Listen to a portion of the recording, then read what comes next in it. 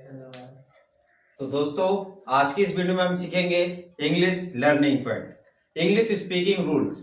ठीक है, अगर हम इंग्लिश पढ़ते हैं तो ठीक है, उसके लिए हमें इंग्लिश रूल को जानना बहुत जरूरी है। तो इस वीडियो में आपको ये क्लियर कर दूंगा, तो आप वीडियो को बने रहें। ठीक है, जैसे कि देखिए, जब किसी वर्ड में डी के बाद GNS हो तो डी का उच्चारण नहीं करते। ध्यान से समझिए, जब किसी वर्ड में डी के बाद GNS हो तो डी का उच्चारण नहीं करते। एग्जाम्पल के तौर पे देखिए, यह है वर्ड हमारा, यह है हमारा वर्ड। देखिए, डी के बाद अगर ये हमारा वर्ड है डी, ये दिख रहा है आपको, इसके बाद ऑप्शन है ये 3, ये है ऑप्शन। ठीक है, ये ऑप्शन है, मतलब जी हो या फिर एन हो या एस हो। अगर इन तीनों में से एक भी अक्षर लेटर आपको डी के बाद दिख रहा है तो हम डी का उच्चारण नहीं करेंगे, डी को खत्म कर देंगे।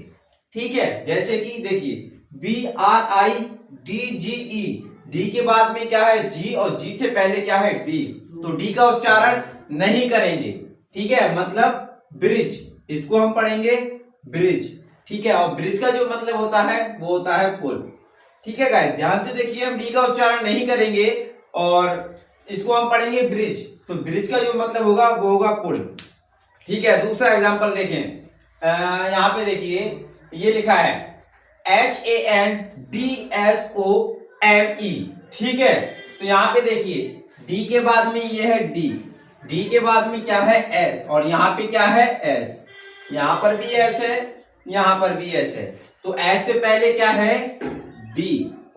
ठीक है, और डी के बाद में क्या है एस, तो हम डी को नहीं पढ़ेंगे, डी का उच्चारण नहीं करेंगे। तो इसको हम किस तरीके से पढ़ेंगे, वो पढ़ेंगे हम हैंडसम। ठीक है, हैंडसम नहीं पढ़ेंगे, डी लगाते हैं तो डी का उच्चारण करते हैं, डी का उच्चारण नहीं करना है। ठीक है, हैंडसम पढ़ेंगे, हैंडसम मतलब सुंदर। ठीक है, पढ़ेंगे हैंडसम, HANDSOME, डी को हटा देंगे क्योंकि डी के बाद में एस है। ठीक है, तो डी का उच्चारण हमें नहीं करना है, इसको हम पढ़ेंगे हैंडसम, हैंडसम मतलब सुंदर।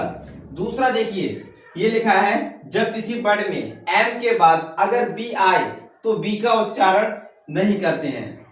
अगर कोई वर्ड है तो उसके बाद में एम के बाद में, ठीक है, किसी वर्ड में एम आ रहा है और एम के बाद में अगर बी आ रहा है तो बी का उच्चारण नहीं करते हैं।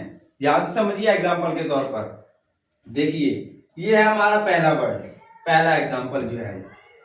ठीक है, ये है पहला एग्जाम्पल, मतलब देखिए, ये एक हमारा वर्ड है। ठीक है, और वर्ड से पहले मतलब वर्ड में आ रहा है एम। ठीक है, एम के बाद में आ रहा है बी, जो हम यहाँ पर आपको बता रहे हैं। ठीक है, एम के बाद में आ रहा है बी, जो हम आपको यहाँ पे बता रहे हैं। तो एम के बाद में बी है तो हमें बी का उच्चारण नहीं करना है, बी का उच्चारण नहीं करना है, मतलब यहां तक पढ़ना है, सिर्फ एम तक पढ़ना है। ठीक है गाइस, सिर्फ हमें यहाँ पे एम तक पढ़ना है, तो इसको हम पढ़ेंगे डम। ठीक है, DUMB, बी का उच्चारण नहीं करना है क्योंकि एम के बाद में जो आ रहा है वो है बी, तो बी की हमें आवाज नहीं निकालनी है, सिर्फ एम तक पढ़ना है, तो इसको हम पढ़ेंगे डम। ठीक है, अब देखिए, दूसरा है THUMB, यहां पर भी एम तक है, तो इस पर इधर भी हमें एम तक पढ़ेंगे, बी को हमें नहीं पढ़ना है। ठीक है, हमें बी को नहीं पढ़ना है, सिर्फ एम तक पढ़ना है, तो इसको हम पढ़ेंगे थम। ठीक है, THUM, थम, THUM, थम पढ़ेंगे, थंब नहीं पढ़ेंगे क्योंकि बी को हमें आवाज ही नहीं निकालनी है। ठीक है, हमें बी का आवाज नहीं निकालनी है।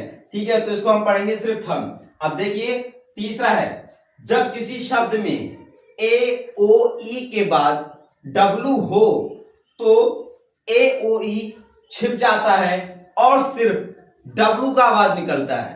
ठीक है, ध्यान से समझिए, अगर कोई शब्द आपको दिख रहा है तो उसमें AOE के बाद में W दिख रहा है, तो ठीक है, W दिख रहा है तो हमें AOE का आवाज नहीं निकालनी है, सिर्फ W की आवाज निकालनी है।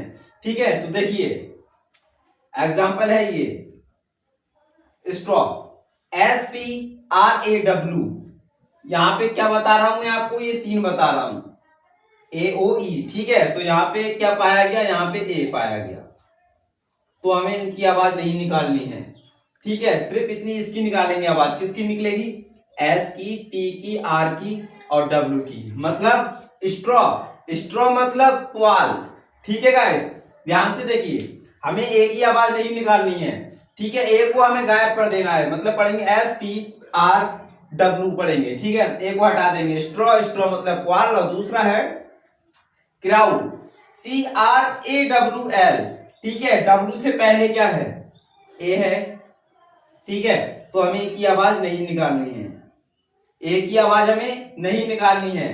ठीक है, सिर्फ इतना पढ़ेंगे हम, सी आर डब्ल्यू एल। ठीक है, लिखेंगे तो इतना ही, लेकिन पढ़ने में हमें एक ही आवाज नहीं निकालनी है, मतलब क्राउड, क्राउड मतलब रहना।